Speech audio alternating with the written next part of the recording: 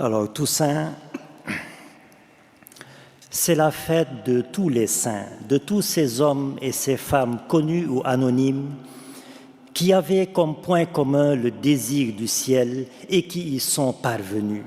Alors, le ciel, c'est le rendez-vous des élus de Dieu, de ceux qui ont désiré voir Dieu, de ceux qui veulent se donner rendez-vous au ciel. Alors, ils ont cherché dans l'Évangile le moyen le plus sûr, le moyen le plus fiable de parvenir au ciel, et ils ont trouvé ce que j'appelle l'escalier des béatitudes. Un escalier à 9 marches, les 9 béatitudes que nous venons de proclamer dans l'Évangile. Et les saints ont compris que la première béatitude, la première marche de cet escalier qui mène au ciel, la marche qui est à la base de toutes les autres, c'est l'humilité. Heureux les pauvres de cœur, c'est-à-dire les humbles, le royaume des cieux est à eux. Mais arrivés à la 9e et à la dernière marche de l'escalier, à la 9e béatitude, les saints ont aussi compris que le ciel passe par la persécution sur terre. Heureux serez-vous lorsqu'on vous persécute, qu'on vous insulte et qu'on dit faussement toutes sortes de mal contre vous à cause de moi. Réjouissez-vous et soyez dans l'allégresse, car votre récompense est grande dans les cieux. De la première à la 9e marche, de la première à la 9e béatitude, donc de l'humilité à la persécution, voilà l'escalier de la sainteté.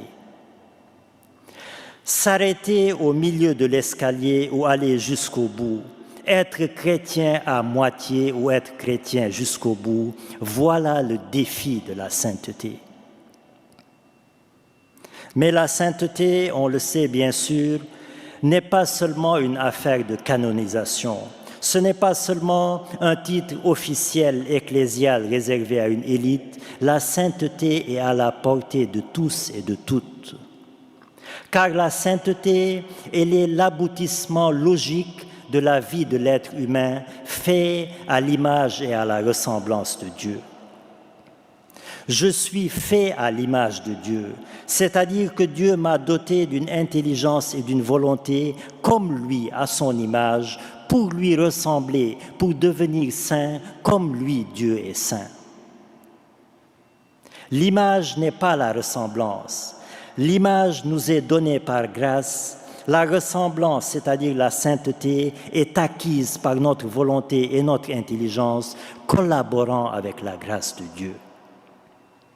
C'est dire donc, frères et sœurs, que tout chrétien a un potentiel de sainteté.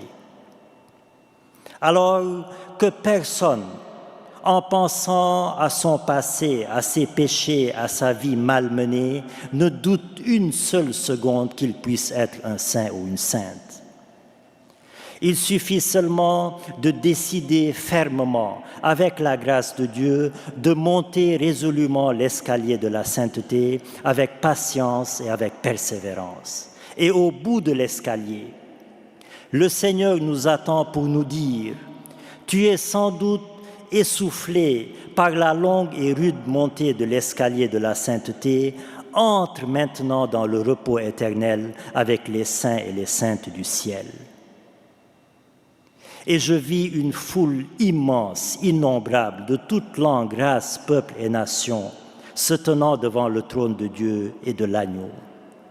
Voilà, frères et sœurs, qui doit réveiller notre désir de sainteté, réveiller notre désir de partager la vie bienheureuse avec les saints du ciel.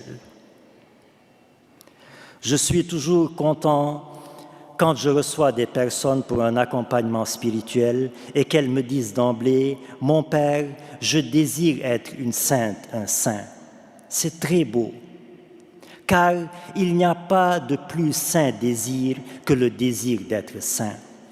Alors, frères et sœurs, comme l'ont fait tous les saints et toutes les saintes du ciel, nous aussi traversons cette vie, le regard tourné et le cœur tourné vers le ciel, afin que nous puissions accéder avec eux à la vie bienheureuse, afin que nous puissions tourner notre vie dès maintenant vers ce ciel qui nous attend en abondance. Alors demandons cette grâce par l'intercession de la très sainte Vierge Marie, par l'intercession de tous les saints et saintes du ciel, et par la grâce du Saint des Saints, Jésus-Christ notre Seigneur. Amen.